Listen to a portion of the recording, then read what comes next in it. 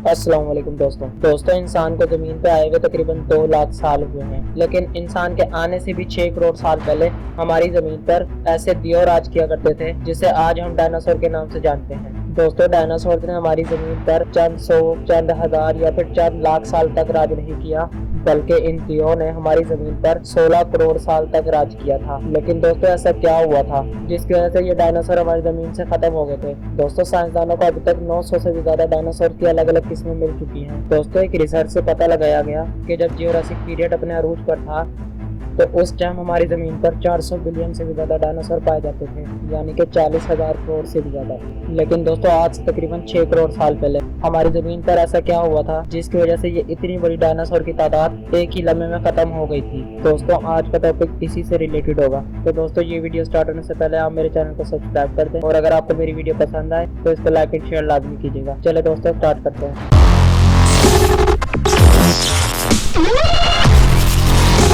दोस्तों आज से तकरीबन 6 करोड़ साल पहले हमारी जमीन पर एक मीटरॉइड आकर गिर गया था जिसका शायद दुबई से भी 10 गुना ज्यादा था। दोस्तों इस मीटरॉइड ने हमारी जमीन को हिला कर रख दिया था और इस मीटरॉइड से पैदा होने वाली तबाही का अंदाजा आज तक नहीं लगाया जा सका। दोस्तों साइंसदानों का मानना है कि इसी मीटरॉइड के गिरने की वजह से हमारी जमीन से डायनासोर का खात्मा हुआ था। और दोस्तों आज भी डायनासोर के ढांचे हमारी जमीन के अंदर दफन है। और दोस्तों जब भी कोई डायनासोर का ढांचा या फिर उससे मिलने वाली कोई भी चीज जो उसका जमीन पर होने का सबूत देती हो उसे हम फॉसिल कहते हैं। दोस्तों सबसे पहले डायनासोर का फॉसिल नॉर्वे में किए जाने वाली ऑयल की ड्रिलिंग के दरमियान मिला था।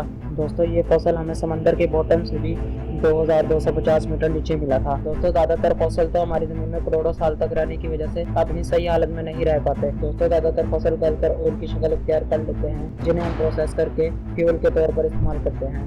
और दोस्तों इसी वजह से कई बार हमें सिर्फ डायनासोर की टूटी फूटी हड्डियां मिलती हैं और अगर बहुत ज्यादा हो जाए तो हमें सिर्फ डायनासोर का ढांचा ही मिलता है। दोस्तों जिस जगह से हमें डायनासोर का फॉसिल मिलता है उसी जगह से हमें ये पता चलता है कि ये चलते किस तरह थे और ये क्या खाते थे।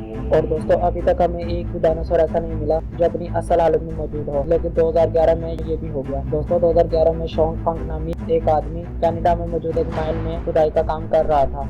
ये खुदाई जमीन से 200 फीट नीचे सैंक और मिलेनियम माइन के लिए की जा रही थी जो अल्बर्टा में वाक़या है। दोस्तों दोपहर के 1:30 बजे यहाँ पर खुदाई का काम जोरों शोरों से चल रहा था। वैसे तो दोस्तों यहाँ की मिट्टी बहुत ज्यादा नरम है और इस वजह से एक्सीलरेटर को इतना ज्यादा जोर नहीं लगाना पड़ रहा था, लेकिन एक जगह एक्सीलरेटर को अपने दांत मिट्टी में घुसाने के लिए जोर लगाना पड़ा। पहले तो शॉन्ग फंक ये समझा कि उसके सामने कोई बड़ा पत्थर आ गया है और इसी वजह से उसने एक्सीलरेटर के जरिए जोर लगाया, लेकिन जैसे ही उसने एक्सीलरेटर के जरिए जोर लगाया तो उसके सामने मिट्टी में कुछ ऐसा पैटर्न नजर आया। दोस्तों जैसे ही शॉन्ग फंक ने ये मंजर देखा तो उसने फौरन ही खुदाई का काम रोक दिया।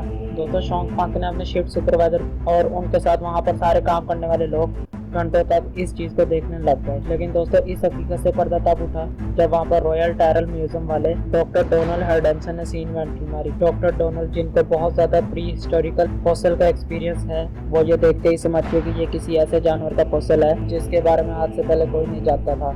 दोस्तों डॉक्टर डोनाल्ड का कहना था कि अल्बर्टा से पहले भी जो फॉसिल मिले हैं वो समंदर में रहने वाले प्लीजियस हॉर्स के हैं और इस वजह से वो इस फॉसिल को भी प्लीजियस हॉर्स का फॉसिल समझने लगे थे। दोस्तों आज से तकरीबन 8 करोड़ साल पहले कनाडा का ये हिस्सा समंदर के नीचे हुआ करता था और यहाँ पर जो प्लीजियस हॉर्स रहते थे वो मरने के बाद इसी जमीन में दफन हो जाते थे और इसी वजह से यहाँ से ज्यादातर फॉसिल प्लीजियस हॉर्स के ही मिलते हैं। लेकिन दोस्तों सवाल ये था कि यहाँ से मिलने वाला फॉसिल प्लीजियस हॉर्स का ही है या फिर किसी और जानवर का, और सबसे बढ़कर ये कि वो दिखता कैसा था। इन सब बातों को जानने के लिए सबसे पहले इसको बाहिफाजत जमीन से बाहर निकाला जाए, लेकिन दोस्तों ये इतना भी आसान नहीं है। इस काम के लिए दोस्तों बड़े बड़े क्रेन ऑपरेटर्स को बुलवाया गया और यहाँ से मिट्टी हटाने का काम शुरू कर दिया गया। दोस्तों अब फॉसिल्स के साइटों और ऊपर से मिट्टी हटा दी गई और अब बारी थी फॉसिल को जमीन से अलग करने की। नॉर्मली दोस्तों इस काम के लिए जैक हैमर का यूज किया जाता है, लेकिन यहाँ पर जैक हैमर का इस्तेमाल नहीं किया गया क्योंकि इससे फॉसिल को नुकसान पहुंच सकता था। इसी वजह से एक्सपर्ट्स ने हाइड्रोवैकिंग टेक्नोलॉजी इस्तेमाल करने का फैसला किया। दोस्तों हाइड्रोवैकिंग इसे कहा जाता है जिसमें एक वाटर गन होती है जिसमें से हाईली प्रेशर वाला पानी निकलता है और उससे कोई भी चीज काटी जा सकती है और साथ लगे इंडस्ट्रियल फ्लूइड वैक्यूम से पानी और मिट्टी को सक कर लिया जाता है। दोस्तों इस टेक्नोलॉजी की वजह से टाइम और पैसा दोनों ही कम लगे और अब ये जायंट पत्थर जिसके अंदर फॉसिल मौजूद था ये जमीन से अलग हो चुका था। और दोस्तों अब एक्सपर्ट्स का कहना ये था कि इसको क्रेन की मदद से उठाकर ट्रक पे बआसानी लोड कर दिया जाएगा।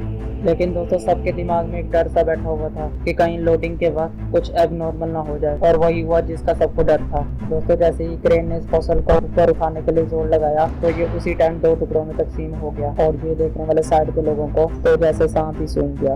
दोस्तों वर्कर्स को अपनी मेहनत पे पानी फिरने का दुख था और रॉयल टेरेंट म्यूजियम के लोगों को फॉसल के टूट जाने का दुख था। दोस्तों फॉसल के टूट जाने की वजह ये मालूम हुई कि ये साइड से तो बहुत ज्यादा मजबूत था, लेकिन बीच वाले हिस्से से बहुत ज्यादा नाजुक था और इस वजह से क्रेन का प्रेशर बनने की वजह से ये बीच से टूट गया। लेकिन दोस्तों अभी भी मेहनत पे पानी नहीं फिरा था, अभी भी फॉसल के अंदर का पूरा हिस्सा मौजूद था और इसको बाहिफाजत पैक करके रॉयल टेरेंट म्यूजियम पहुंचा दिया गया। दोस्तों इतने करोड़ों साल तक ये फॉसल जमीन के अंदर ही रहा, इसी वजह से इसके चारों तरफ पत्थर जम चुके थे और पत्थर और फॉसल को अलग करना एक बहुत बड़ा चैलेंज था। पूरे 5 सालों की लगातार मेहनत के बाद जब फॉसल को पत्थरों से आजाद कर लिया गया तो कुछ ऐसा देखा गया जो पिछले 8 और साल से किसी ने नहीं देखा था।